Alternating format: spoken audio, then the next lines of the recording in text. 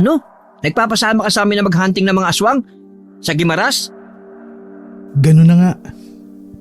Naihibang ka na ba? Alam naman namin na mahilig kang magbasa at manood ng mga horror movie, kaya ka nagkakaganyan. Pero wag mo na kami idamay. Hindi totoo ang mga aswang. Magsasayang ka lang ng oras. Psst! Baka pwede natin pagkaperahan yan. Alam mo namang sintu-sintu yan eh. Nang mamatay ang nanay niyan, panigurado ko laki ng perang iniwan sa kanya. Pagbigyan lang natin ng pantasa niya, malay mo, maging tiba-tiba tayo rito. Grab na natin. Oo nga no. Tama ka. Sulo ko naman. Hindi ko kagad naisip yun. Hoy Joey, magkano ba? Ha? Okay na ba ang 20 mil? Yun lang? Ang baba naman. Kung ganoon eh, wag na lang. Mag-isa ka dyan sa pangahanting ng aswang na sinasabi mo. 50 mil. Haru, tara na. Wala tayong mapapala rito. Hayaan mo na siya. Akmang paalis na ang dalawang lalaki ng pigilan nito ni Joey at humarang sa daraanan nila. Oh, sandali lang. 100,000. Yun! Kaya naman pala eh. Sana sinabi mo kaagad. Kailan ba yan? Sa 1 linggo na. Kasi may mga aayusin pa ako bago tayo umalis. Sandali nga. Para saan ba ang pangahanting ng mga aswang? Ano to? Gagawa ka ng dokumentaryo? Idol mo ba si Ed Kaluwag o si Atom Araulio? Hindi. Gusto ko malaman ang katotohanan sa pagkamatay ni Mami. Sa tingin ko, aswang ang pumatay sa kanya. Dahil ayon sa mga nababasa ko sa internet, may isang sitio sa Gimaras kung saan siya nagbakasyon na marami daw aswang. Ibang klase ka talaga, no? Akin na yung pera. Wala pa kasi kong hawak na pera sa ngayon. Kasi magpapaalam muna ako kay Tito. Baka kasi mapagalitan ako. Ano ba yan? Sariling pera mo naman yun.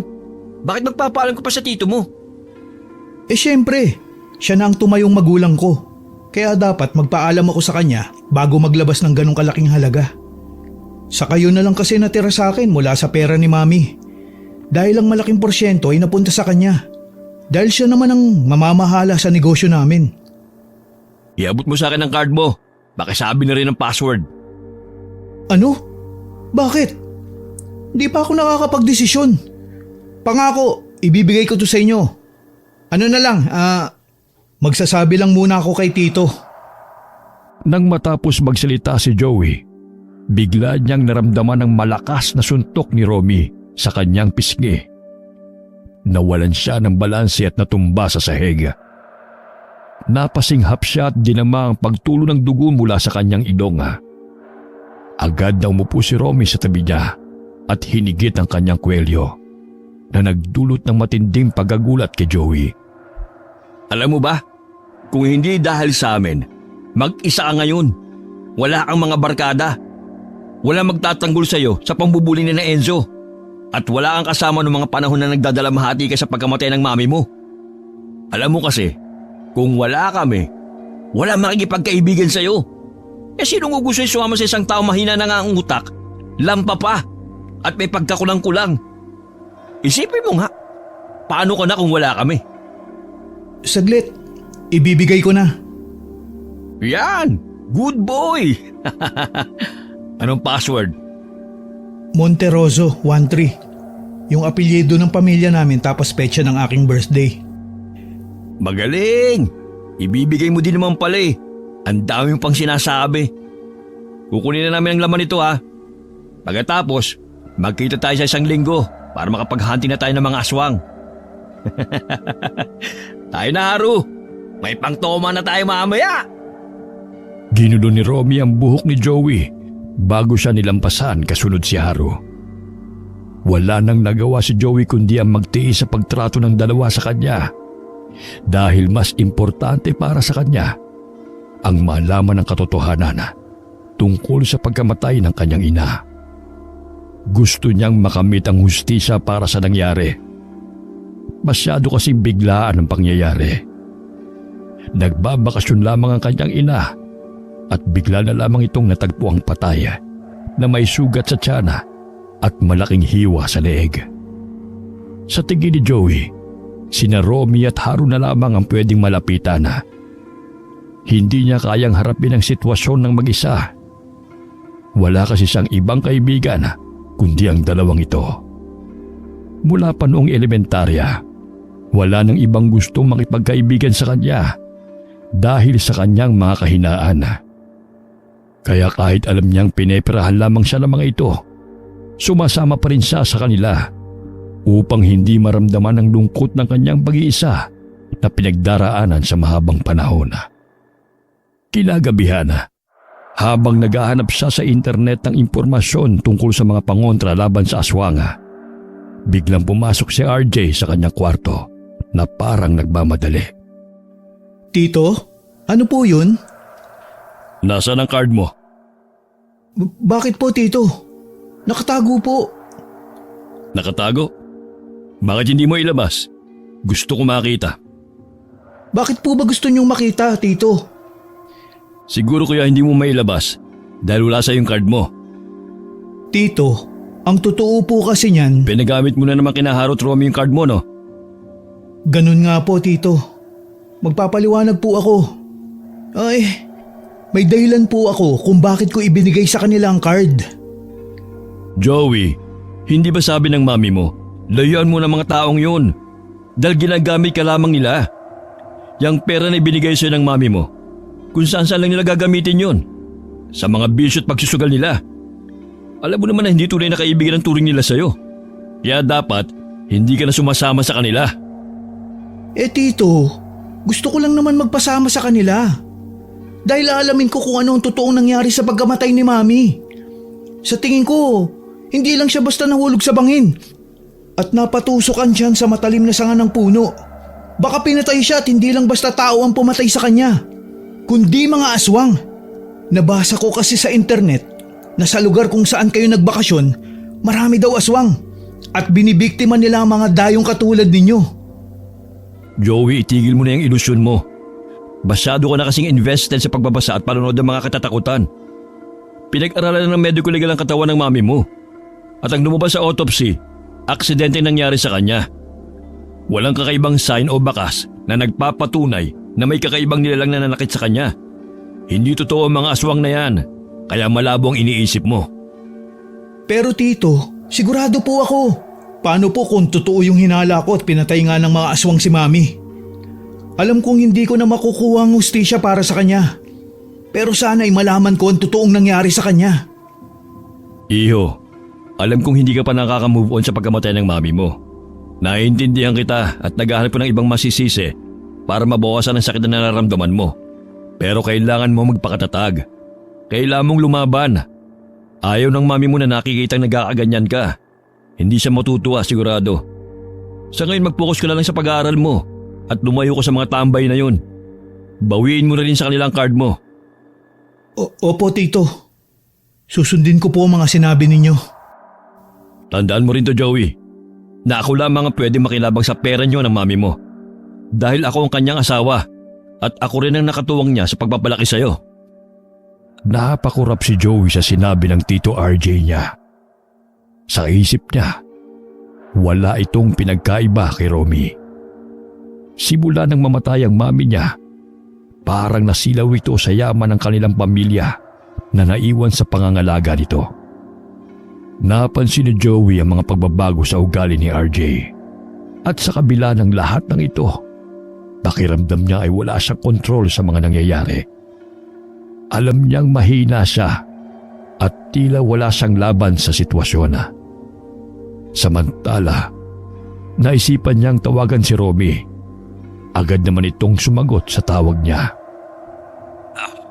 Ano? Boss Joey, napatawag ka. Hindi ko na pala itutuloy yung panghahunting ng mga aswang kasi hindi ako pinayagan ni Tito. Ano? Hindi ba gusto mo pang malaman kung aswang ang pumatay dyan sa mami mo? Sayang naman yung mala horror movie na trip mo sa buhay. Pasensya na kung nagbago ako ng isip. Hindi ko kasi pwedeng suwayin si Tito. Baka pwedeng ibalik nyo na lang yung pera sa akin. Hinahanap din kasi niya. Joey, yung 100,000 mo, isang gabi lang sa amin yung. Ubus lang naman ang card mo. Kung tutusin nga kulang pa yun Ilang beses lang kasi namin napakinabangan.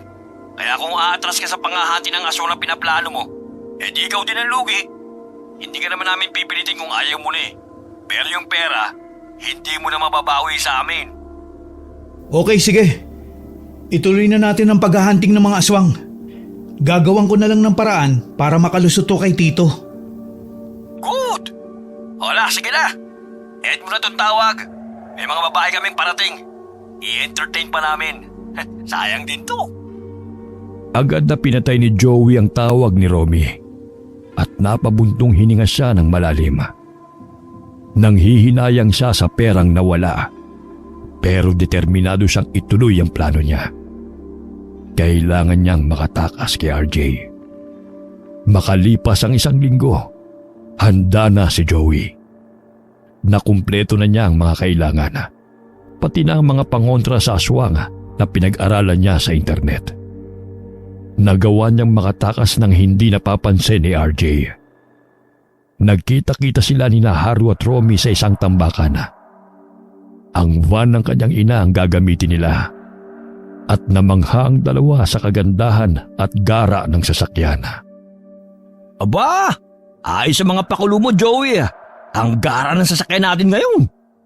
Ang mahal niyan Saka imported yan Iba ka talaga, Joey. Tayo na. Sumakay na tayo para masubukan natin ang mamahaling van na ito. Saglit. May mga ipapakita lang ako sa inyo. Ang mga itong gagamitin natin ng pangontra sa mga aswang. Ano namang trip yan? Joey, ano ba yung papakita mo? Ito yung mga pangontra sa aswang na nakita ko sa internet. Meron tayo ditong maraming bawang, asin, ilang bote ng langis ng lana, sa karosaryo. Tigisa tayo dito. May nabili din ako sa simbahan na anting-anting na sinasabi nila na mag-iingat sa atin habang nasa biyahe. Ano ba yan? Ang kukori talaga ng mga trip mo. Para kang matandang albularyo na uugod-ugod. Tapos puro palpak naman ang panggagamot. Palibasa, nag-iimbento lang naman. O na nga lang, ikaw na magbitbit na mga yan. Gusto namin mag-relax sa maganda mong sasakyan. Nauna nang sumakay sina Haru at Romy sa van. Naiwan si Joey sa labas at nagpumilit bitbitin ang mabibigat niyang gamit. Halos umapaw na ang eco bag sa dami ng dala niya. Hoy, Haru! Dito sa side na ito. Kunan mo ako ng picture. Yan! Sige pre! Angasan mo pa ang pose mo. 1, 2, 3, yun! Pwede na! Tingin nga! Aba ayos Ganda kasi ng lugar dito Hoy Joey, mahingi nga ako ng mga 5K, pang toma namin. Masarap mag-inom dito sa may dalampasigan Di ba mga hunting tayo ng mga aswang? Yun ang dahilan ng pagpunta natin dito. Saka na yun. I-enjoy muna natin tong lugar. Sayang Pero hindi tayo dapat magsayang ng oras. Hoy, Haru, di ba ang ganda ng resto bar doon? Subukan din natin doon Oo nga, balita ko, masarap daw ang sisig doon At pati mga babae. Ayos, hindi na rin tayo lugi sa pagpunta rito. Napabuntong hininga siya bago sumakay sa driver's seat at siya ang magbamaneho. Matapos ang mahigit 6 na oras na biyahe, nakarating na sila sa Guimaras, sa eksaktong lugar kung saan nagbakasyon ang kanyang ina. Balak ni Joey na halughugin ang lugar na yon, lalo na ang tinuluyan ng kanyang mami bago naganap ang umano'y aksidente. Gayunpaman, tila wala namang pakialam ang kanyang mga kasama sa kanya. Abala pa rin ang mga ito sa kasiyahan dahil sa ganda ng kanilang paligid. Malapit ito sa bundok at dagat at dinadayo rin ng mga turista ang lugar. Napabuntong hininga si Joey dahil sa inasal ng mga kasama niya. Parang siya lamang ang maghahanap ng mga aswang at hindi siya tutulungan ng mga ito. Naiirita na siya, kaya naisipan niya maglakad-lakad mag-isa at humiwalay muna sa kanila. Habang naglalakad, nagsimula na mag-iba ang pakiramdam niya sa lugar. May kutob siyang hindi maganda rito. Napansin niya na kakaiba ang mga taong nakakasalubong niya. Baliktad ang refleksyon ng kanilang mga mata. Kakaiba ang aura ng mga mukha. At tila walang ekspresyon ng mga ito. Nawiwirduhan siya, kaya hindi niya maiwasan na magtaka. Hindi niya namalayan na nabangga niya ang isang dalaga na humahango sa paglalakad. Nalaglag ang mga dala nitong dahon ng kamangyana. Tinulungan niyang maibalik ang mga ito sa lalagyan at nagdaka siya sa mga laman ng dala-dala ng dalaga.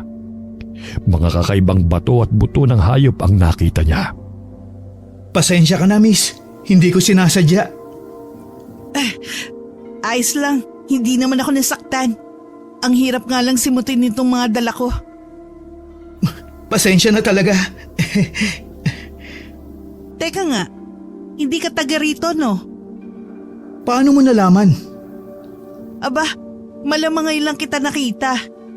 Dito kaya ako lumaki sa lugar na to, kaya sa ulado ko na ang mga mukha ng tao na permanenteng nakatira dito. Oo nga no. Hindi ko naisip yun. Ano bang ginagawa mo dito? Magbabakasyon ka, no? Hindi eh. O anong trip mo sa lugar na to? Dumalaw sa kamag-anak? O baka naman kagaya ng mga ibang pumupunta dito na bragger? Bragger ba yun? Mga vlogger. Oo, yun na nga. Sorry, hindi ko alam ang mga ganyan eh. Laking probinsya kasi ko. O ano?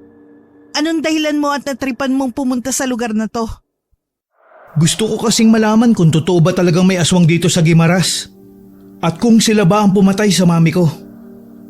Mag-hunting ka ng mga aswang? Wala ka bang kasama? Aba, lakas trip mo ah. May mga kasama ako. Pero mukhang hindi sila interesado sa gusto kong gawin. Mas inuna pa nila magsaya kaysa umpisa na namin ang paghahanap sa mga aswang. Alam mo kung mag-isa ka lang din at ayaw naman ng mga kasama mo, wag mo na lang ituloy. Hindi biro ang pinasok mo. Maraming hiwaga at misteryo sa lugar na to. At baka hindi mo kayanin. Ipaubaya mo na lang sa mga pulis ang pag-iimbestiga sa pagkamatay ng nanay mo. Hindi ka naman defective eh. Ay, defective ba yun? Detective yata ang ibig mong sabihin. Yun! Detective nga. Basta, kung ako sa'yo, huwag ka nang tumuloy kasi wala kang laban sa mga kakalabanin mo.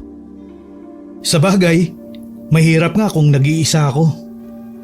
Siya nga pala, Mary ang pangalan ko. Sa susunod na makita mo ako alam mo na. Joey nga pala. Sige na, yung sinabi ko pag-isipan mo mabuti. Huwag basta trip-trip lang. Madaming napapahamak sa kalakasan ng trip. Paalam na, marami pa akong gagawin eh. Ngumiti lang si Joey matapos magpaalam si Mary. Nagmamadali itong umalis at naiwan siyang tulala at naguguluhan. Sinasapian na siya ng takot. Parang siya lamang maghahanap ng mga aswang roon at ayon kay Mary, baka hindi niya kayanin. Ibig sabihin, nakakatakot nga talaga ang lugar na yon at mahirap ang pagdaraanan niya bago pa niya malaman ang katotohanan sa pagkamatay ng kanyang ina. Kinagabihan, inaasahan niyang makakatulong na sa kanya sina Romy.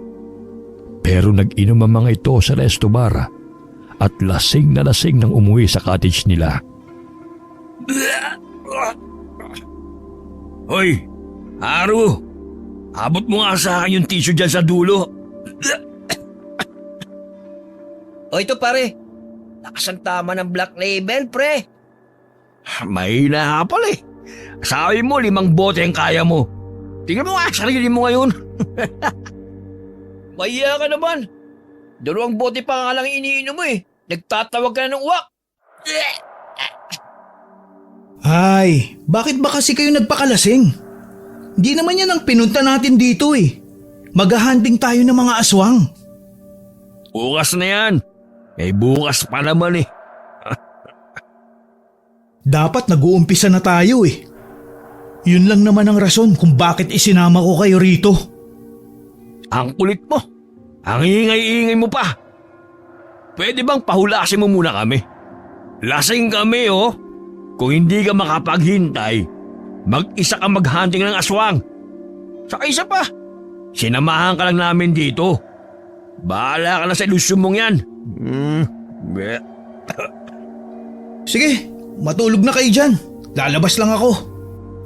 Hindi na pinilit ni Joey ang kanyang mga kasama. Lumabas siya ng cottage at naglakad-lakad.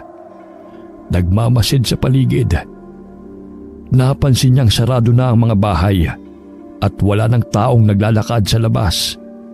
Pero 10:00 pa lamang ng gabi, ayon sa kanyang rino. Hindi kasi ganoon sa kanilang lugar. Ipinagpatuloy niya ang paglalakad at pagmamasid hanggang sa nakita niya na naman si Mary. Gulat na gulat ito nang makita siya. Hoy, hindi ba kayo nasabihan ng katiwala sa cottage nyo? Na wag na kayong lalabas sa ganitong oras? Alam ko na, hindi ka nakikinig sa mga regulasyon ano? Siguro nga. Hoy, bumalik ka na dun. Hindi ba sabi ko sa'yo, delikado dito? Tigas din talaga ng ulo mo ah. Ikaw, anong ginagawa mo rito sa labas? Ikaw lang yata ang taong gumagala dito ng ganitong oras. Parang lahat ng tao nasa loob na ng bahay nila. Hunter ako ng mga aswang. Hunter ka ng mga aswang? O bakit, angal ka?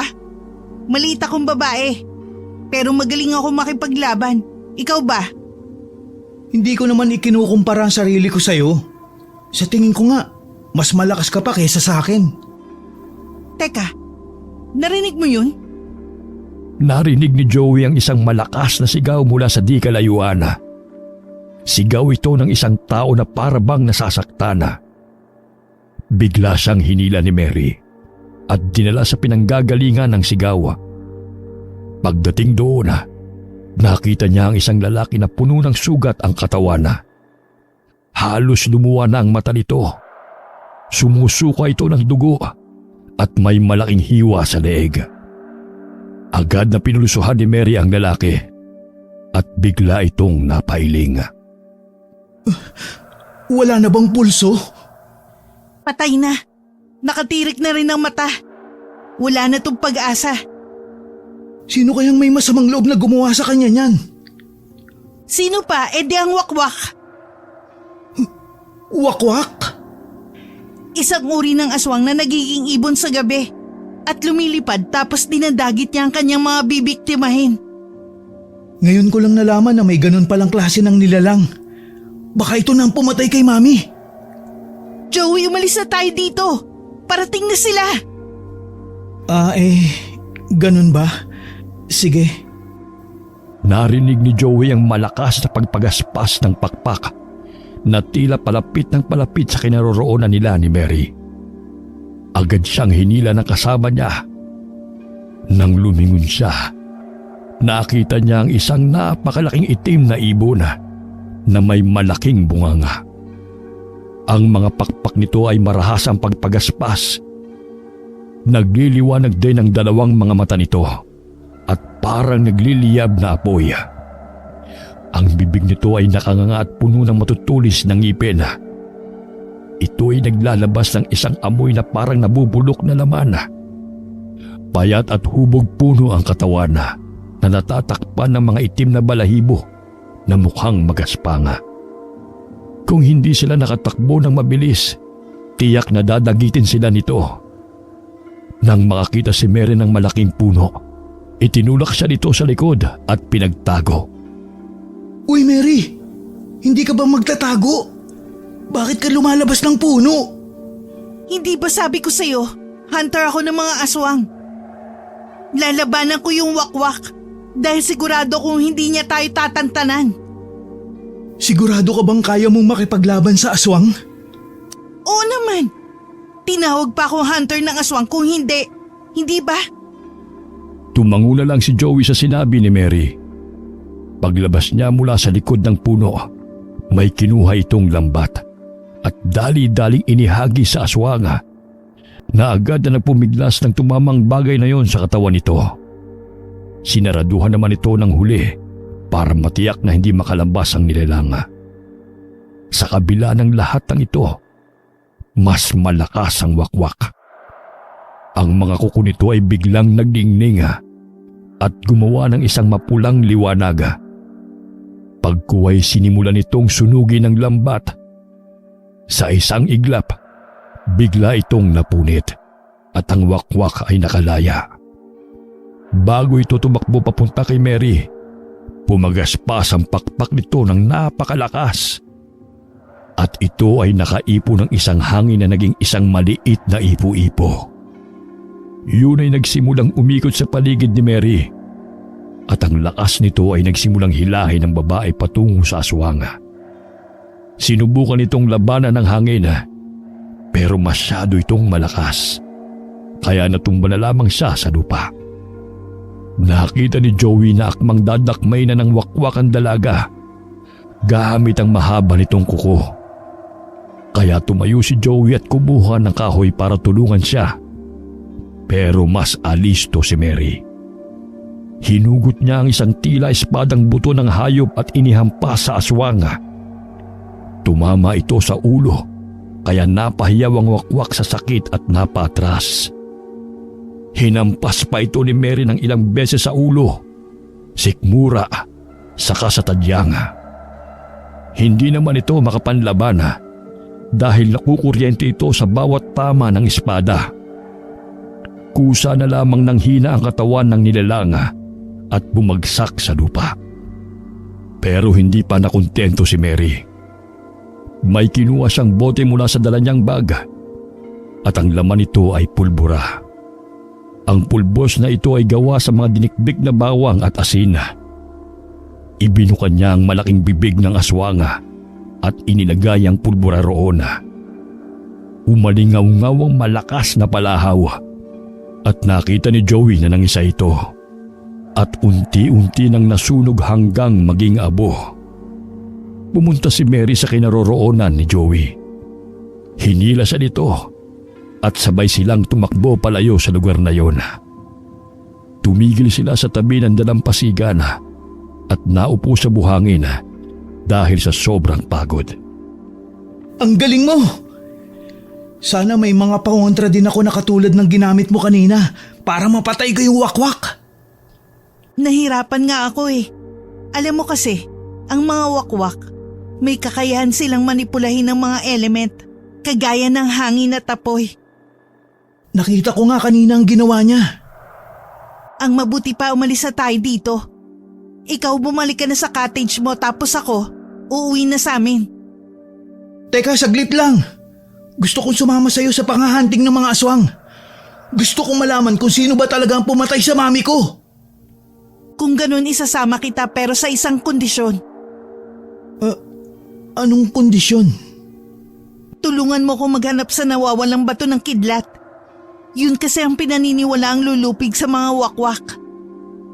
Bato ng kidlat? Ano yun? Doon ang gagaling ang lakas ng mga wakwak. Isa yung uri ng bato na humigop sa isang malakas na kidlat sa pamamagitan ng orasyon ng mga aswang.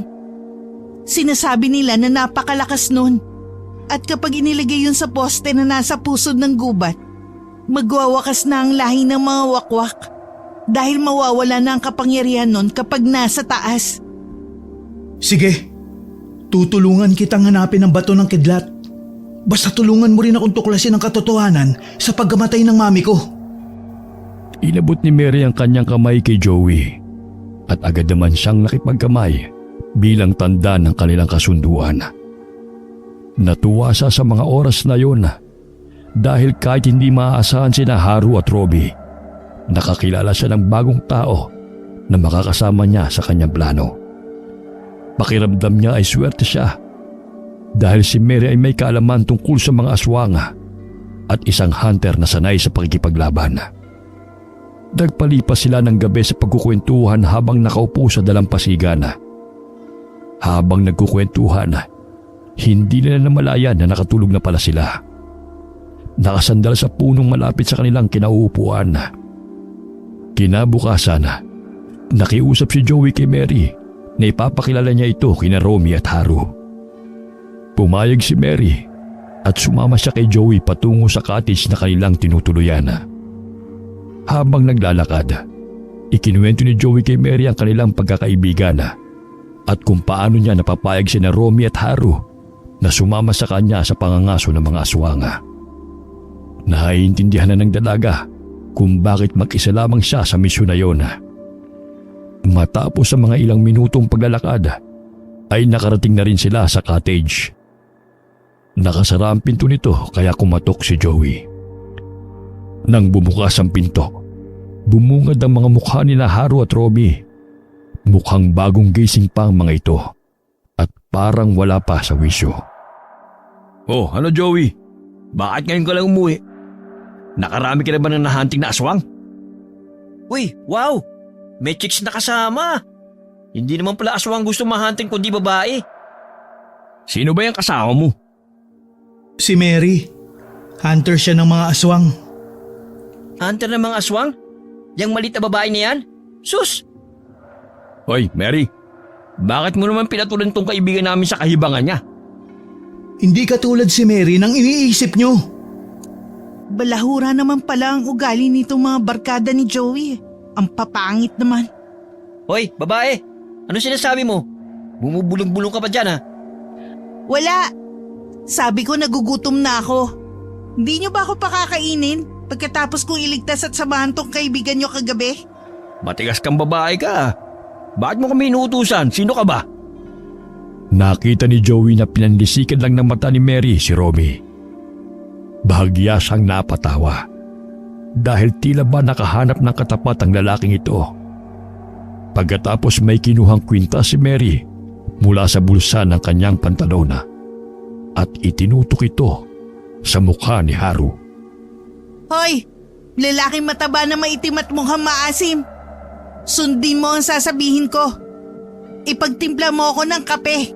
Magprito ka ng itlog at ipalaman mo sa tinapay. Masusunod po. Hoy! Anong ginawa mo sa kaibigan ko? Paano mo siya napasunod? Tama si Joey. Hindi ako pangkaraniwang babae. Nakita ni Joey na naguguluhan ng mukha ni Romy at hindi maintindihan na parang batang paslit na sumunod si Haru kay Mary. Natutuwa si Joey dahil sa wakas ay may kakampi na siya. Ginawa naman ni Haru ang ipinag-uutos ni Mary. Pagkagaling nito sa kusina, dalala nito ang kape at tinapay na may palamang itlog. Agad naman itong sinunggaba ng dalaga at kinain na parang gutom na gutom. Habang kumakain, ikinukwento niya ang mga nangyari sa lugar na yon. Kalokohan! Bagay nga kayo magsama ni Joey dahil ang lawak ng imagination nyo. Magtanong ka sa lahat ng tao sa lugar na to. At lahat sila, alam ang sinasabi ko. Sa totoo lang ayoko maging hunter ng mga aswang. Pero pinatay kasi ng wakwak ang tatay ko. At gusto kong lipulin silang lahat. Masyado na rin silang naghahasik ng lagim sa lugar na to. Dahil marami na silang napapatay. Anong napapala mo sa pagiging hunter? Naubos mo ba ang lahat ng sinasabi mong aswang sa lugar na ito? Siyempre hindi. Marami kasi sila At sa araw, nagkakatawang tao sila at hindi mo sila makikilala. Namumuhay sila ng normal. At nakakasalumuha nating mga tao. Mahirap silang ubusin dahil hindi natin alam kung sino sa mga taong nasa paligid lang natin ang totoong mga aswang. Napagkakakita mo ba yung pagiging hunter mo? Siyempre hindi. Paano ko kikita ng pera dito? Wala namang nagpapasweldo sa akin. Di itigil mo na yung kahibangan mo. Wala ka naman palang napapala dyan Ang birang buhay ito. Tara na, Haru. Ito si Joey. Nagsama ng tao. Wala namang kwenta. Inakbayan pa ni Romy si Haru sa kapango silang umalis at lumabas ng silid. Naiwan naman si Joey at Mary na nagkatinginan pa nga dahil sa inasal ng dalawa. Naisipan naman ni Joey na ihatid ang dalaga sa kanilang bahay. Tahimik lamang silang naglalakad kaya naisip ni Joey na kausapin si Mary. Parehas pala tayo. Naulila na sa mga magulang, ano? Oo nga pero mas mahirap yung sitwasyon mo. Dahil hindi mo alam kung ano ba talaga nangyari sa totoong pagkamatay ng nanay mo. Teka, hindi ba yun naimbestigahan ng maayos ng mga pulis? Hindi kasi nila maiisip na aswang ang pumatay kay Mami kasi hindi sila naniniwala doon. Kahit nga dito sa lugar na to may mga tao pa rin talagang hindi naniniwala sa mga aswang. Kasi naman yung mga nakakakita ng aswang, namamatay na dahil hindi sila pinapalampas ng mga wakwak na yan. Katulad ng mga kasama ko, hindi sila naniniwala sa ganito. Siya nga pala, pasensya ka na sa kanila ha. Ganun lang talaga silang magsalita. Ayos lang. Sanay na ako sa mga ganong klase ng tao. Pero maniwala ka sa akin, pag nakakita sila ng wakwak sa gabi, kakainin nila ang mga sinabi nila. Duwag naman yung mga yan nagtatapang-tapangan lang. Sa kanila ilalabas ang tunay na kulay pag nandyan na ang kalaban sa harap nila. Pag nangyari yun, walang magagawa ang mga yan kundi ang tumakbo. Baka nga mapaihi pa sila habang tumatakbo dahil sa sobrang kaba. Umagalpak ng tawa si Joey sa sinabi ni Mary. Sa kanyang pagtawa, hindi niya namalayan ang isang lalaki na dadaan sa tabi niya at nabangga niya ito. Agad siyang humingi ng pasensya sa lalaki at doon niya napansin ang itsura nito. Nagulat siya nang makitang pamilyar ang lalaki. Sa isip niya, ito ang lalaking pinatay ng wakwak noong nakaraang gabi. Mary, parang yun yata yung lalaki na pinatay ng wakwak kagabi. Hindi ba pinulsuhan mo siya at sabi mo wala na? Paano nangyari na nakasalubong pa natin siya? At buhay na buhay. Tapos parang wala namang mga sugat sa katawan niya. Dahil ang mga wakwak, ninanakaw nila ang patay na katawan ng mga tao. Kapag gusto nilang tumira sa katawan ng mga to, at kapag naibigan nila ang buhay na meron sila. Kapag nanakaw na nila ang katawan ng mga tao, nagpapalit ba din ba sila ng anyo tuwing gabi? Yung nagiging nakakatakot na ibon? 1 taon lang naman kasi nila pwedeng gamitin ang katawan ng tao. Pagkatapos, babalik na sila sa pagkaaswang. Siyempre hindi sila nagpapalit ng anyo. Namumuhay sila ng normal katulad natin. Ano bang senyales na ang katawan ng tao ay ginagamit ng aswang? Kapag baliktad ang refleksyon sa kanilang mata at walang ekspresyon ng muka. Natatandaan ko na. Ibig sabihin yung mga taong nakakasalubong ko kahapon sa dalampasigan, hindi sila mga tao?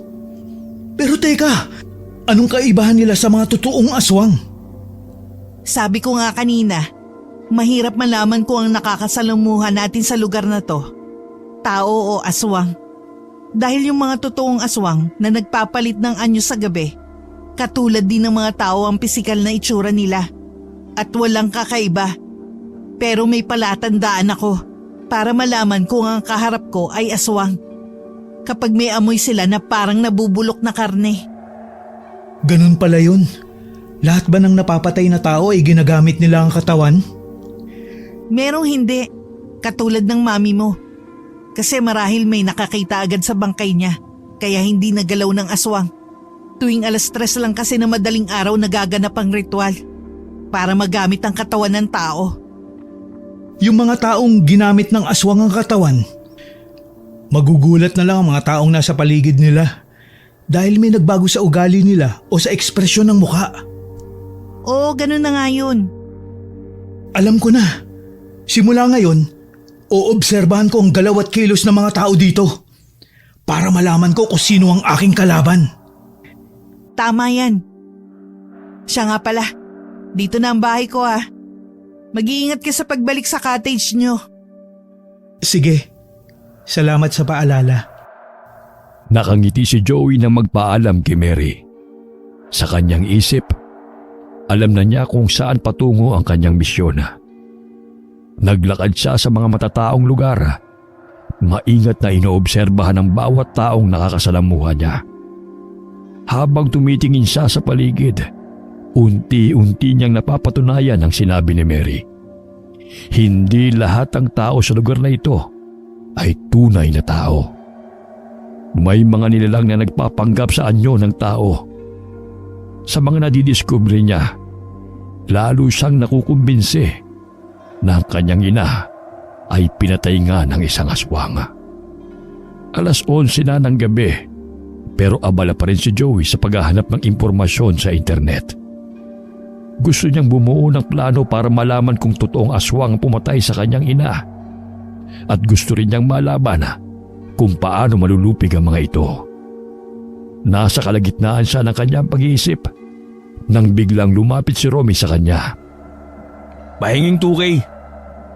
Para saan? Maghahunting kami sa kakahuyan. Mag-iinom kami pagkatapos. Oh, saglit. Ito na oh. Yan! Good boy! Sige alis na kami. Sige. Haru, tayo na! Alis na tayo! Dalhin mo na yung mga gagamitin natin. Nakalabas na ng cottage si Romy at Haru. Biglang naisip ni Joey na delikado ang gagawin ng dalawa. Dahil sa kakahuyan na yun, nakita niya ang lalaking pinatay ng aswang. Mabilis siyang tumayo at sinundan ng dalawa. Pero huli na siya. Wala na sina Romy at Haru.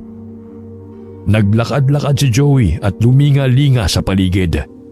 Hinahanap ang dalawa. Sa kanyang paghahanap, nakita niya si Mary. Oh, tamang-tama lumabas ka na. Pupuntahan pa sana kita sa cottage niyo eh. Dahil maghahunting na tayo ng aswang. Sina Romy at Haru. Mangangaso sila sa kakahuyan. Hayaan mo na sila. Malalaki na sila. Kaya na nila ang sarili nila. Saka hindi naman maganda ang trato nila sa'yo eh. Bakit mo pa sila aalalahanin? Mary, ako ang nagsama sa kanila dito. Hindi ko sila pwedeng pabayaan. Sige, puntahan natin sila. Sabay na tumakbo sina Joey at Mary papasok sa kakahuyan. Hinahanap sina Haru at Romy. Mahirap silang makita dahil madilim at masukal ang paligid. Maya-maya, narinig nila ang malakas na pagsigaw mula sa di kalayuan. Agad na nakilala ni Joey ang boses ni Romy, kaya't mabilis silang tumakbo papunta sa pinanggagalingan ng sigaw. Nang makarating sila, nakita nila sina Haru at Romy na pawisan at hingal na hingal, tila takot na takot. Nakahinga ng maluwag si Joey dahil ligtas ang dalawa. Pero hindi niya maiwasang mapangiti nang makita ang kanilang itsura. Noon lang kasi niya nakita sila na tila mahina at nag-aalala. Oh, ano nangyari sa inyong dalawa? Bakit mga hingal na hingal kayo? May napakalaking ibon dun. Sinusundan kami. Nakakatakot yung itsura ng ibon. Hindi siya pangkaraniwan eh. Itim na itim ang kulay ng balat. Pula ang kulay ng mga mata. At may napakalaking bunganga. Sabi sa inyo eh, walang magagawa yung kayabangan nyo. Kapag nasa ganitong sitwasyon kayo, hindi nyo sila kayang labanan dahil wala naman kayong mga dalang pangontra. Oh, Haru, ano nangyari sa'yo? Bakit hawak mo ang pitan mo at itinatago mo yung isang kamay mo? Kasi... Itaas mo nga ang kamay mo. Ha? Bakit ko gagawin yun? Kinuha ni Mary ang kwintas mula sa kanyang shorts at sinimulan niyang hipnotismuhin si Haru. Sa ilalim ng kanyang impluensya, sumunod si Haru at itinaas ang kanyang kaliwang kamay. Biglang umalingasaw ang isang mabahong amoy sa paligid matapos niyang itaas ang kamay. Lahat sila ay napatakip ng ilong sa hindi ka nais-nais na amoy. Ang baho amoy tae. Haru, bakit may tayo ang kamay mo? Hoy, kupal ka. Napatay ka ba habang tumatakbo tayo? Ganun na nga. Hindi ko na kasi mapigilan eh. Nagtatay kasi si Haru. Dalang dami yung nakain na seafood kanina. Bakit mo hinawakan yung tae mo ha?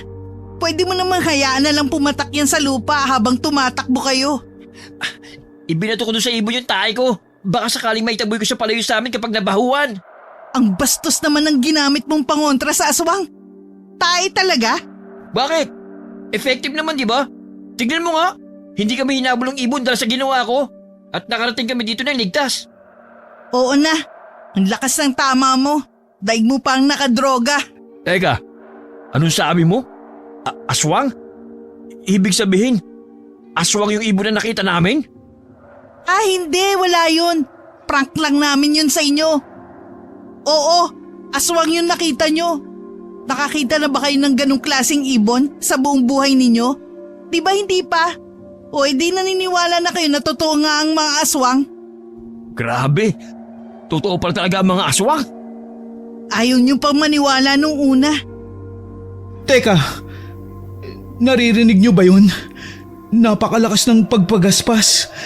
Mukhang palapit dito sa ating kinaroroonan. Hala, oo nga. Naririnig ko din sila. At hindi lang isa kundi marami. Tara, umalis na tayo dito. Nagsipagtakbuhan ang apat. Ngunit si Romy natalisod sa isang ugat ng kahoy at nadapa. Hindi siya makatayo dahil sa sakit ng kanyang tuhod. Pinuntahan ni Joey si Romy para tulungan siyang bumangon. Pero ayaw nitong magpatulong.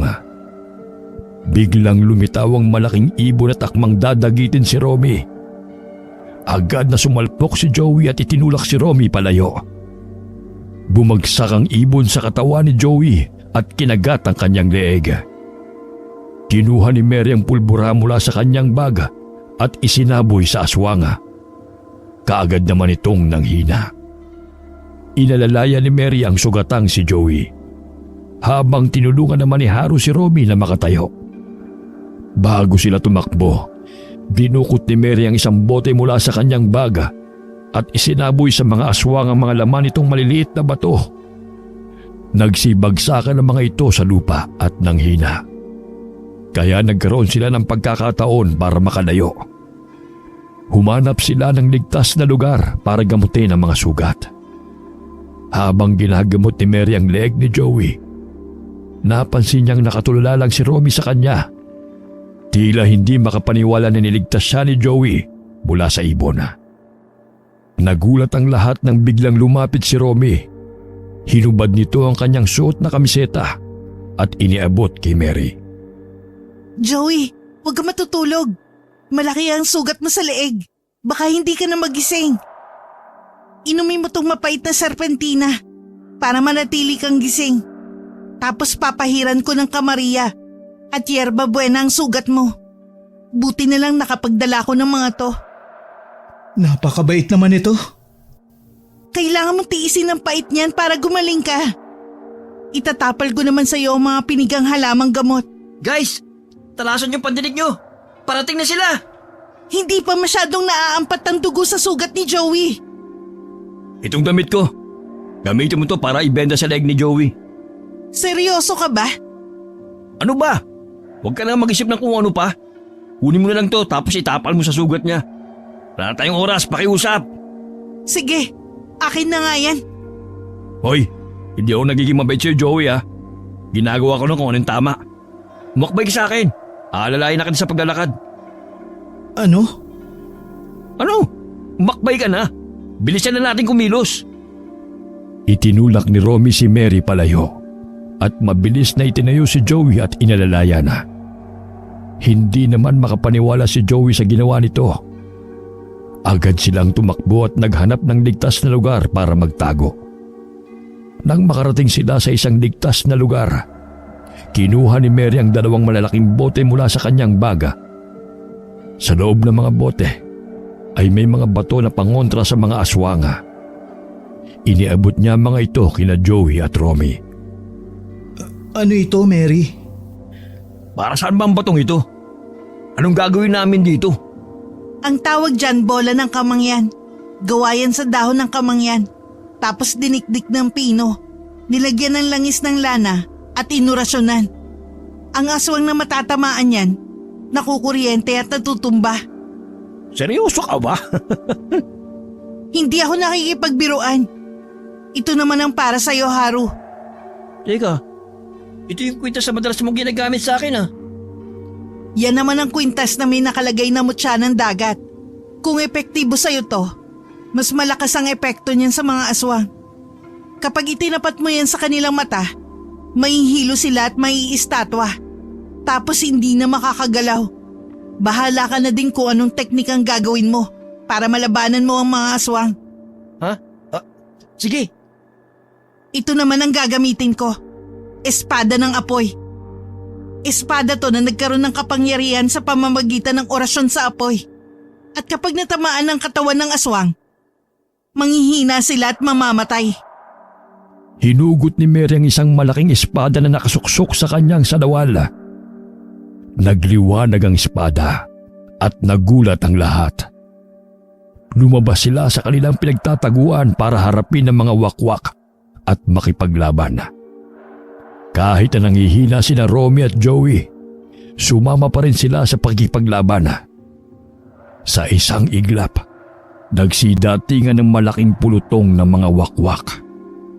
Kumalat sa buong paligid ang nakakatakot na pinagsama-samang huni at pagaspas ng kanilang mga pakpak. Mukhang imposible silang patayin. Nanginginig ang tuhod ni Joey, pero pasimpleng tinapik ni Mary ang kanyang balikat at sumenyas na simulan na ang laban. Bawat isa sa kanila ay may kanya-kanyang gawain. Hinipnotismo ni Haru ang bawat wakwak na lalapit sa kanya. At pinapaltok naman ni Romy ng bola ng kamangyan ang bawat mapatumba nito. Tuwang-tuwa ang dalawa dahil nagtutulungan sila ng maayos. Si Joey naman ay binabato lang ang bawat wakwak na magagawi sa tabi niya. Si Mary naman ay buong lakas na hinahampas ng hawak niyang espada ang mga aswang. Makalipas ang halos isang oras, naubos nila ang mga wakwak. Sabay-sabay silang humiga at nagpahinga dahil sa sobrang pagod.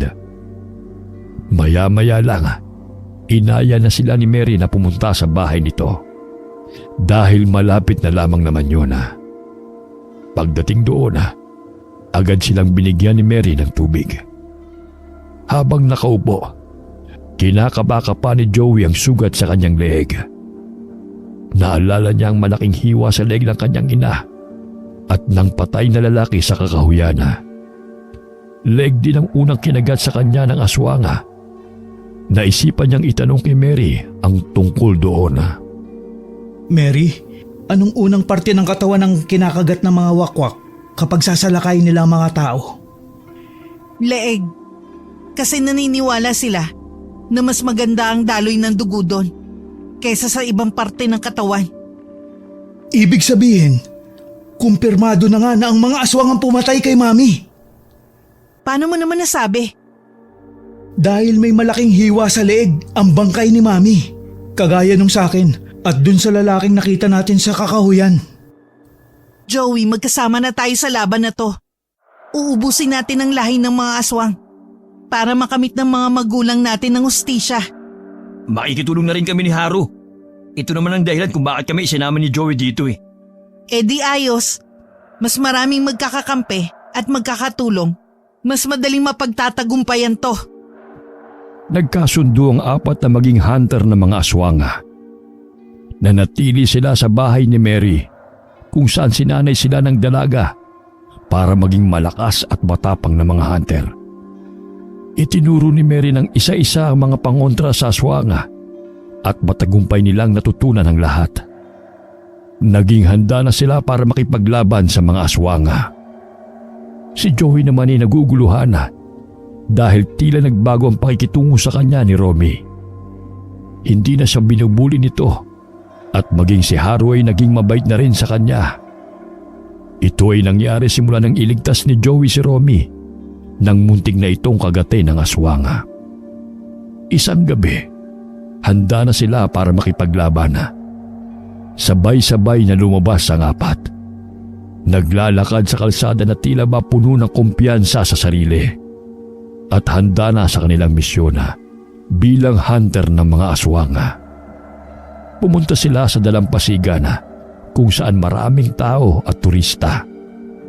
Bigla silang nagulat nang may tumigil na sasakyan sa tapat nila. Pagbukas ng pinto, lumabas si RJ. Gulat na gulat si Joey nang makita ito. Hindi niya akalain na masusundan siya nito. Gaya ng inaasahan lumapit si RJ kay Joey at tumigil sa tapat niya. Sabi ko na nga dito kita makikita ang bata ka. Joey, Kahit anong gawin mo, hindi mo na maibabalik ang buhay ng mami mo. Patay na siya. Wala na tayong magagawa roon. Umuwi ka na sa atin. Pasensya na po tito. Pero buo ng loob ko na gawin ito para kay mami. Babalik naman ako sa atin kapag nagawa ko ng mga kailangan kong gawin eh. Teka, sino pala itong babaeng to? Kasi itong dalawang lalaki kilala ko na sila eh. Itong bago niyong kasama, sino to? Siya si Mary, Tito RJ. Bago namin kaibigan na nakilala namin dito. Hello po, Tito. Ako po ang bagong kaibigan nila. Saan ba kayo pupunta? Bakit ang dami niyong dalang kung ano-ano? Para saan ba ang mga yan? Mga kagamitan po namin para sa panghahunting namin ng mga aswang. Yan po ay mga pangontra at sandata na gagamitin namin sa pakikipaglaban. Ha? Seryoso ba kayo sa mga sinasabi niyo? Maghahunting kayo ng mga aswang? Tito RJ, seryoso po kami sa gusto naming gawin. Tito, alam ko mahirap para sa inyong paniwalaan to. Pero kami po mismo, natuklasan namin na maraming aswang sa lugar na ito. Pero gaya niyo po, hindi rin po kami naniniwala noong una. Iniisip nga namin noon na nahihibang na ito si Joey. Pero napatunayan namin na totoong lahat ng yon sa ilang araw na pala natili namin dito. Posible din po na aswang talagang pumatay sa mami ni Joey. Ewan ko sa inyo. Hindi ko maintindihan kung ano mga trip niyo sa buhay. Pero sige, gawin niyo ang gusto niyo sa isang kondisyon. Ano pong kondisyon, Tito? Dito ako mananatili, Joey, at sa akin ka uuwi. Sige po, Tito. Wala pong problema. Siya nga pala, tanghali na oh. Baka gusto niyo sumama sa akin mag-lunch. Ililibre ko na kayo sa mga kainan dito. Huwag na kayong maya sa akin. Sige po, Tito. G kami dyan. Oh, ayun dalawa. Joey, Mary. Bakit hindi pa kayo gumagalaw dyan? Ililibre na tayo ng lunch ni Tito oh. Sige. Susunod ako. Napansin ni Joey na parang nag-aalinlangan si Mary. Kaya inakay niya na ito habang naglalakad. Inilibre sila ni RJ ng tanghalian sa isang seafood restaurant.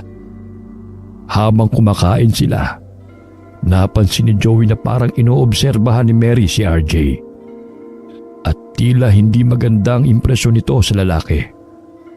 Pagkatapos nilang maghapunan, naisipan ni Joey na tanungin si Mary tungkol sa bagay na yon. Pero nagulat siya nang mauna itong magsabi sa kanya. Joey, bakit kaya ganun? Hindi maganda ang nararamdaman ko kay Tito RJ. Anong nararamdaman mo sa kanya? Ewan, kakaiba eh. Parang hindi siya tao. Anong ibig mong sabihin na hindi siya tao?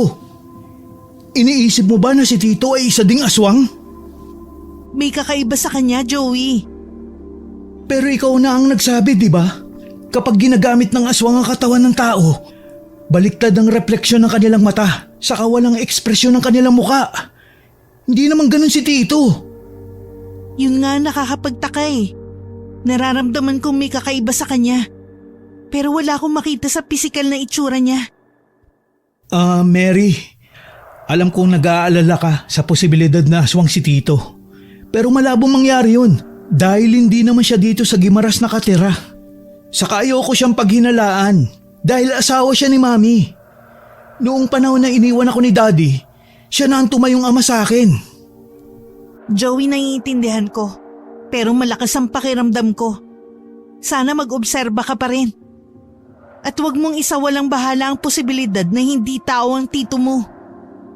Sige Mary, salamat sa pag-aalala mo. O paano ba yan, Joey? May iwan ka na namin ni na Romy dito kay Tito RJ ha? Babalik na kami sa bahay ko. Matapos magpaalam ni Mary, umalis na ito kasama sina Haru at Romy.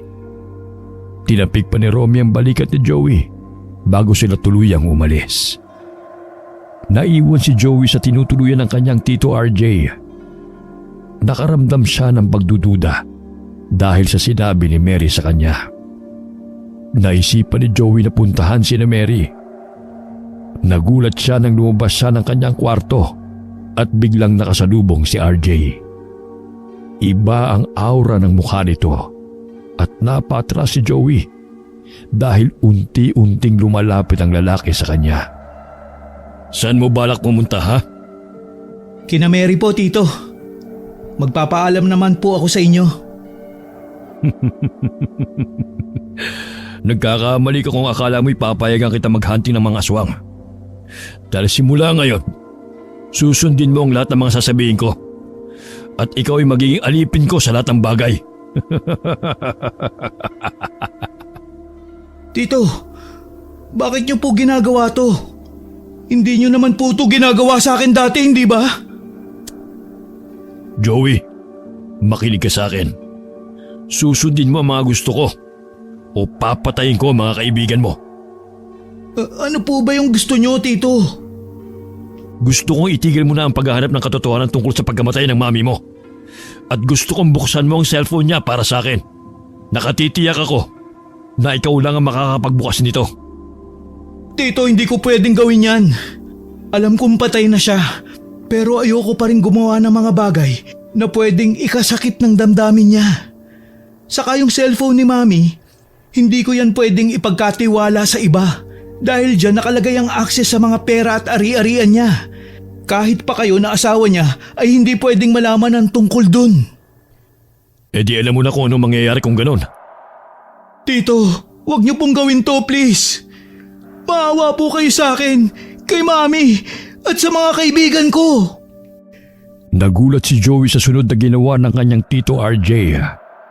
Nilak nito ang pinto at dinukot mula sa bulsa ang isang tali. Saka itinali ang kamay ni Joey. Malakas ang puwersa ni RJ, kaya kahit anong pilit ni Joey na kumalas, hindi siya makawala. Itinulak siya nito sa kama at kumuha ng isa pang tali. Iginapos ang kanyang mga paa. Hindi siya makagalaw dahil sa higpit ng pagkakatali sa kanya. Tito, wag mo pong gawin sa akin to. Maawa po kayo. Wala na akong mapamimilian. Hindi ka pwedeng lumabas sa kwarto mo.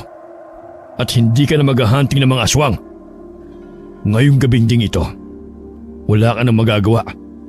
Dahil tatapusin ko na ang buhay ng mga kaibigan mo. At isusunod kita. Tito naman, pakawalan niyo na po ako dito. Gagawin ko na po ang gusto niyo. Hindi ko na po aalamin ang tungkol sa pagkamatay ni Mami. Saka bubuksan ko po ang cellphone niya para sa inyo. Huwag niyo lang po sasaktan ang mga kaibigan ko. Parang awa niyo na po. Susunod ka rin pala sa akin eh. Ayaw mo pang gawin. Ito ang cellphone ng mami mo. Buksan mo na. Ayos na po, Tito. Good. Masunuring bata. Bukas na bukas din. Magpaalam ka na sa mga kaibigan mo. Dahil babalik na tayo sa Maynila. Hindi nyo na itutuloy ang paghahunting ng mga aswang. Hinalagan muna ni RJ ang mga tali sa katawan ni Joey bago ito umalis. Naiwan si Joey na balisa. At sa pagkakataong yun, nakakutob na siya ng hindi maganda tungkol sa lalaking ito. Nanatili siyang tahimik sa kanyang kwarto. Nag-iisip. Hanggang sa maramdaman niyang parang may gumagalaw sa bintana sa itaas niya. Nang buksan niya ang bintana, laking gulat niya dahil nandun sina Mary at ang kanyang mga kaibigan. Anong ginagawa niyo dito? Hindi na kayo pwede dito. Baka makita kayo ni Tito. Hindi ka kasi lumalabas. Natunugan na namin na hindi ka pinayagan ni Tito RJ. Kaya kami na lang ang pumunta dito. Mary, huwag masyadong malakas ang boses. Sobrang delikado niyo dito. Hindi pwedeng malaman ni Tito na nandito kayo. Kasya naman siguro ako sa bintana. Dito na ako dadaan. Romy, Haru, sunod na kayo. Ano ba? Huwag kayong pumasok dito! Sabi na magkakasya kami sa bintanang to. Ang bulok naman ng tito mo. Itatago ka pero hindi man lang naisip na pwede kang makatakas dahil madali lang dumaan sa bintana na to. Kaso hindi kayo dapat nandito eh. Mahirap na. Narinig namin ang lahat, Joey. Hindi ka namin iniwan. Nandito lang kami sa likod ng bintana ng kwarto mo. O kaya naman nagtatago lang kami sa hardin. Pasensya na pero gusto ko kayong protektahan. Kaya hindi ko na itutuloy ang panghahunting ng mga aswang kasama kayo. At bahala na kung hindi ko malaman ang katotohanan sa pagkamatay ni Mami. Ay, wala bang ibang pamimilian? Pwede naman yung titi mo lang tapusin namin kasi masyado siyang makasarili. Tama si Romy. Gamitin din natin yung kutob ko na nararamdaman ko para malaman kung ano nga bang meron sa Tito RJ mo. Maraming salamat sa inyo ha. Hindi niyo ako iniwan. Siyempre naman, kami pa ba? Magkakaibigan na tayo, hindi ba? Kaya dapat lang na hindi nag-iiwanan. Napanatag ang loob ni Joey dahil pakiramdam niya ay hindi siya nag-iisa sa pagkakataong yun. Pati sina Romy at Haru na dati nang aapi sa kanya ay nakahanda na ring damayan siya. Nakita niya sa kanilang mga mata ang pag-aalala at ang kanilang pagnanais na tulungan siya. Joey, may alam ka ba na pwedeng maging ebidensya kay Tito RJ? Kagaya ng gamit ng mami mo na naiwan sa kanya. Kahit ano. Alam ko na. Yung cellphone ni Mami. Baka may makita tayo dun.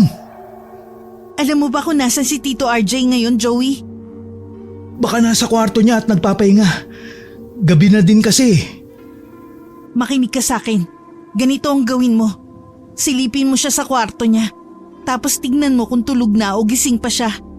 Kapag gising pa siya, ipagtimpla mo siya ng juice na to. Gawa to sa ubas at sangkap na pampatulog. Mapapahimbing ang tulog niya at makakapag-espiya tayo sa kwarto niya.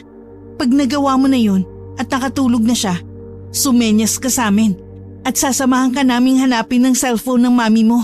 Dahil sigurado ako na itinago niya yun. Sige, masusunod. Agad na sinunod ni Joey ang sinabi ni Mary. Buong ingat siyang pumunta sa kwarto ni RJ at nang makita niyang gising pa ito, ipinagtimpla niya ito ng juice na sinasabi ni Mary. Ininom naman yun ni RJ at kaagad na nakatulog. Nang makatulog na ito, sinenyasan ni Joey si Mary at magkakatulong silang naghanap. Nakita ni Joey ang cellphone ng kanyang mami sa loob ng maleta ni RJ. Lumabas sila ng kwarto ng lalaki na dala ang cellphone at agad na binuksan yun ni Joey para maghanap ng ebidensya. Nagulat si Joey na mapadpad siya sa mga video. May isang video roon kung saan nagbablog ang kanyang mami kasama si RJ. Isang gabi, bigla na lamang may dumagit na malaking ibon kay RJ at inatake ito. Ang ibon na yun ay naiiba sa mga nakita nila. Mayroon itong sungay at kulay berde ang mga mata. Pagkatapos ay nahulog na ang cellphone. Narinig ni Joey ang iyak ng kanyang ina dahil wala ng pulso si RJ. Pagkuway may tunog na pagaspas ng ibon at nawala na rin ito kaagad. Kaya natahimik na ang paligid. Pagkuway may tunog ng pagaspas ng ibon at nawala na rin ito kaagad. Kaya natahimik na ang paligid. Tama ka, Mary. Ang Tito RJ na kasama natin ngayon ay hindi ang orihinal na siya, kundi ginagamit lang ng aswang ang kanyang katawan. Patay na ang totoong Tito RJ! Siya yung wakwak na may sungay at berde ang kulay ng mata. Ibig sabihin, siya ang pinuno nila. Kaya siguro hindi baliktad ang refleksyon sa kanyang mata at posibleng nasa kanya ang bato ng kidlat at ginagamit niya ang kapangyarihan nito. Ganun na nga siguro. Ang gagawin natin ngayon, hanapin ang mutya ng kidlat sa kanya para matapos na natin ang misyon. Teka, pasensya na kayo. Pero natatay kasi ako eh. Hindi ko na kaya. Sobrang sakit na ng tiyan ko eh. Tsaka na lang ako tutulong kapag nailabas ko na ito. Labo naman to si Haru. Panira eh. Hayaan na natin siya. Mag-focus na lang tayo sa paghahanap sa bato ng kidlat. Sumang-ayon naman si Joey at Romy kay Mary. Akmang hahakbang na sila para simulan ang paghahanap nang biglang dumating si RJ. Gulat na gulat silang tatlo. dahil akala nila ay natutulog pa ito ng mahimbing sa kwarto. Sabi ko na nga may binabala kayong gawin. Walang yaka! Hindi kasi dito, RJ! Ginamit mo lang ang katawan niya! Ikaw din ang pumatay kay Mami! Alam na namin ang totoo. Ikaw ang pinuno ng mga wakwak. At nasa iyo din ang bato ng kidlat. Anong sinasabi nyo? Nagmamaang-maangan ka pa. Alam na namin ang buong katotohanan. Huwag mo nang itanggi pa. Mahigpit na hinawakan ni RJ ang kwelo ng damit ni Mary. Ang mga daliri niya ay parang bakal na pumipigil sa paghinga ng dalaga. Binuhat niya ito at itinaas gamit ang malakas na puwersa. Ang mukha ng dalaga ay namumutla sa takot at ang mga mata niya ay puno ng galit. Tumingin si RJ sa mga mata ni Mary. Ang mata ng lalaki biglang nagmingning na parang dilaw na apoy. At biglang lumabas mula rito ang isang malakas na kidlat. Nahilo si Mary at ang katawan niya ay nanghina. Inihagis siya ni RJ sa sahig na parang isang manika. Mabilis na tumakbo si Joey at kinuha ang walis tambo na nakasandal sa pader. Sinubukan niyang ihampas ito kay RJ. Pero ang lalaki ay masyadong malakas. Tumilapon si Joey mula sa malayo at ang katawan niya ay sumalpok sa pader. Si Romy naman ay mabilis na kumilos. Kinuha ang bato ng kamangyan at ipinaltok ito kay RJ. Pero ang bato ay hindi tumatalab. Naunahan siya ni RJ. Hinawakan ang leeg ni Romy at sinakal ito, saka ibinagsak sa lupa. Ang katawan ni Romy ay tumilapon. Ang ulo niya ay tumama sa sahig. Ang tatlo ay halos hindi na makagalaw sa sobrang panghihina. Hindi na nila kayang ipagtanggol ang kanilang sarili. Tumawa ng napakalakas si RJ dahil iniisip niya na hindi na makakalaban pa ang mga ito. Ang kanyang mga mata ay kumikislap sa kasiyahan habang pinagmamasdan niya ang kanilang paghihirap. Sa gitna ng kanilang pagdurusa, biglang dumating si Haru na may dalang kakaibang bato at ito ay naglakad papunta sa kanila. Sa unang tingin, ang bato ay may hugis na tila isang maliit na piraso ng kristal. Ngunit ang kanyang ibabaw ay may mga kakaibang guhit at linya na parang mga likha ng kidlat. Ang kulay nito ay pinaghalong dilaw at puti na nagbibigay ng sinag ng liwanag na nagmumula sa loob. Habang ang ilaw mula sa bato ay naglalaro sa paligid, makikita ang mga kislap na nagmumula sa mga guhit. Sa ilalim naman ito ay may kulay asul na liwanag. May nakita ako! Nakita ko tong garapon na may lamang parang kristal na bato! Nakita ko to! Nakasuksok sa tabi ng inodoro!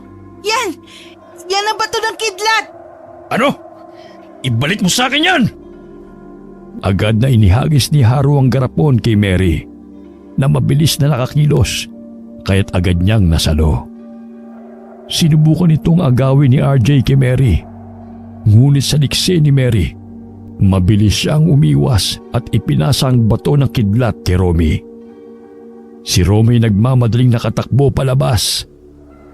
Samantala, nagalit si RJ at sinubukang abutin si Mary. Pinilit niyang makalapit. Ngunit ang puwersa ni Mary ay tila hindi sapat upang siya ipigilan. Sa isang malakas na pagtulak, naitulak siya ni RJ at napatras si Mary na nagtagumpay na makaalagwa sa puwersa nito. Hindi nag-atubiling gumamit si Haru ng kwintas na panghipnotismo. Kahit na natatakot ay inilapit niya ito sa mata ni RJ at pinaikot-ikot. Pero sa kabila ng kanyang pagsisikap, hindi ito tumalab kay RJ. Ang kwintas ay tinabig ni RJ at tumilapon ito mula sa kanyang kamay. Nang akmang paalis na si RJ, biglang hinigit ni Joey ang binti nito. Nagpumiglas ang lalaki at tumilapon si Joey sa sahig. Sa gitna ng kaguluhan, hinugot ni Mary ang espada ng apoy na kumikislap at nagliliyab. Ang kanyang kamay ay nagniningning sa tensyon, ngunit ang kanyang mukha ay puno ng tapang. Itinapat niya ang espada kay RJ at pinanlisikan ito ng mata. Hindi na siya nag-atubili pang isaksak yun sa tiyan ng huli, kaya ito'y nanghina at bumagsak sa lupa. Pinaulanan naman ni Joey ng bola ng kamangyan ang sugat nito na nagbigay ng masangsang na amoy sa hangin. Napasigaw ang lalaki dahil sa sobrang hapdi na natamo ng kanyang katawan. Habang si RJ ay nahihirapang bumangon, si Mary ay nag-alab sa galit. Ang kanyang damdamin ay tila nag-aapoy at siya ay nagpakawala ng sunod-sunod na saksak sa katawan ng lalaki. Napuno ng sugat at dugo ang katawan nito at naging pula ang kulay ng sahig na kinaroroonan nila. Si Joey ay pumikit sa kanyang nakikita. Hindi na niya kaya masikmura ang brutal na pag-atake ni Mary. Nang sa tingin niya ay patay na ang lalaki, saka pinigilan ni Joey ang kanyang kaibigan sa pananaksak rito. Mary, tama na! Kahit hindi siya si Tito RJ, katawan pa rin niya ni Tito RJ! Joey, wala na rin namang kwenta ang katawan ni Tito RJ. Dahil talagang patay na siya. Kailangan ko lang ibuhos ang galit ko sa kanya. Dahil siya ang pumatay sa tatay ko. Nasa atin na ang bato ng kidlat. Nagtagumpay na tayo. Malulupig na natin ang mga aswang. Makakamit na ng magulang natin ng hustisya. Hindi ba ito yung matagal na natin pinapangarap? Nakamit na natin ngayon. Tama ka. Sa wakas, nangyari na din ang gusto kong mangyari. Sigurado kong matutuwa si Mami habang pinapanood niya ako sa itaas. Huwag na tayo mag-aksaya ng oras. Hanapin na natin ang poste. Sumang-ayon si Mary kay Joey at nagmadali silang lumabas. Hinihintay sila ni Robbie, hawak ang bato ng kidlat. Pumunta sila sa kakahuyan at sinalubong sila ng napakaraming mga wakwak. Naramdaman ng mga wakwak na pinatay ng mga tao ang kanilang pinuno.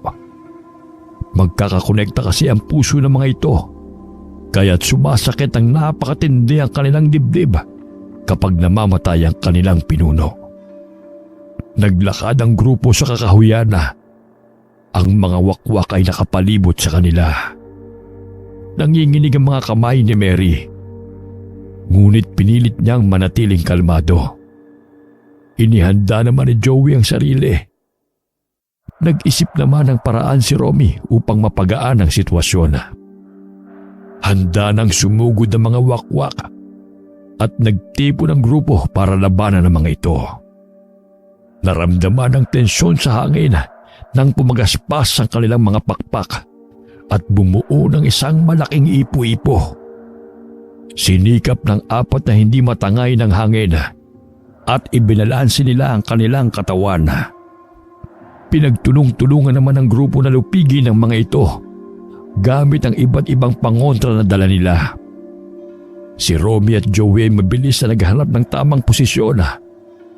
Hawak ni Romy ang bola ng kamangyan na naglalabas ng masangsang na amoy.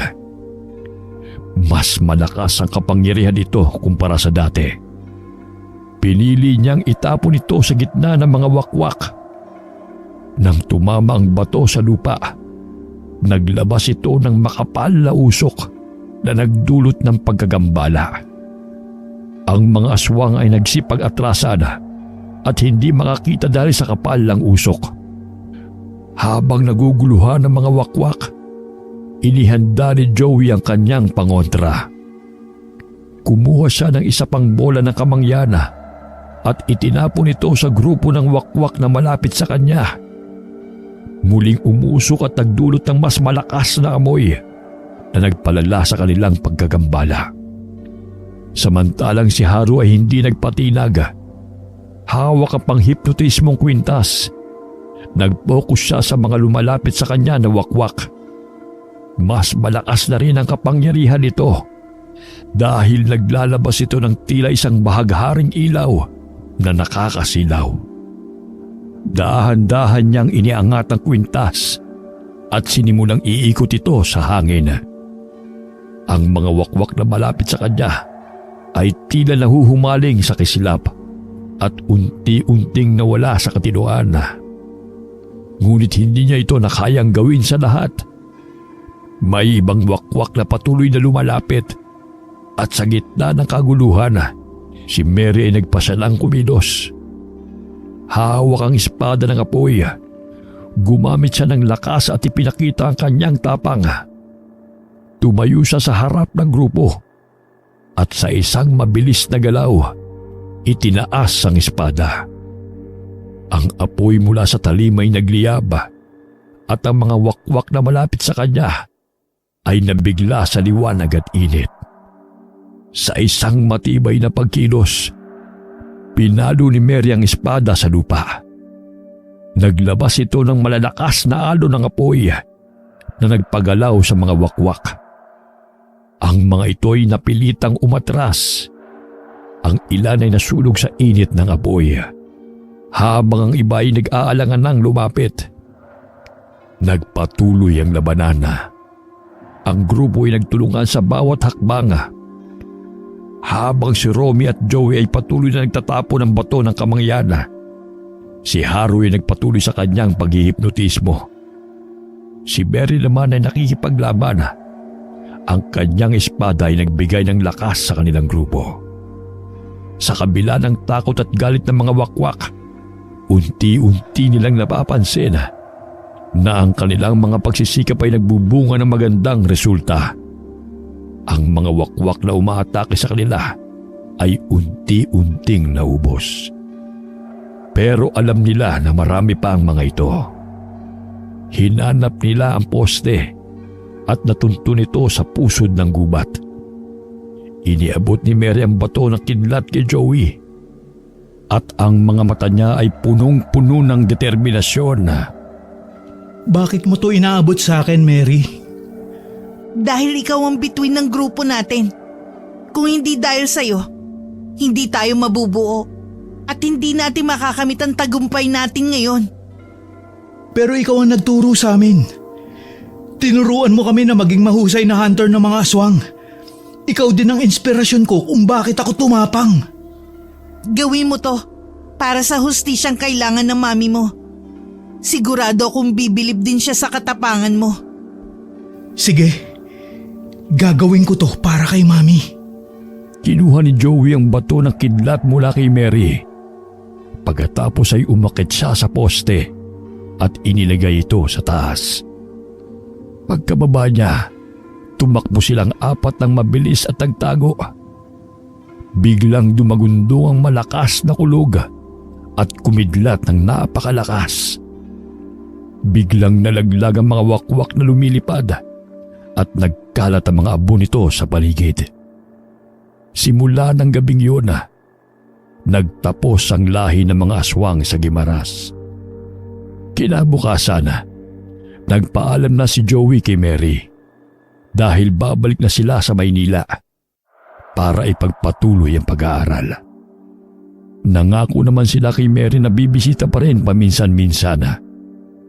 Bumalik sa normal ang kanilang buhay.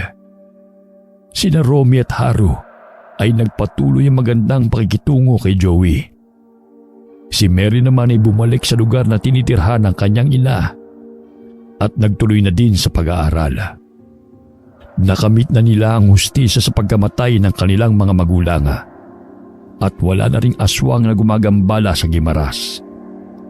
Ang kanilang kwento ang nagpapatunay na walang bagay na imposible kung ang paiiralin ay katapangan at matibay na pagkakaibigan. Wakas.